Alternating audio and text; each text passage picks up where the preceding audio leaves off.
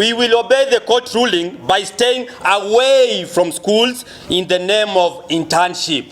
All teachers shall be involved in a national demonstration as a call and agitation for action from TSC in a bid to comply with the ruling.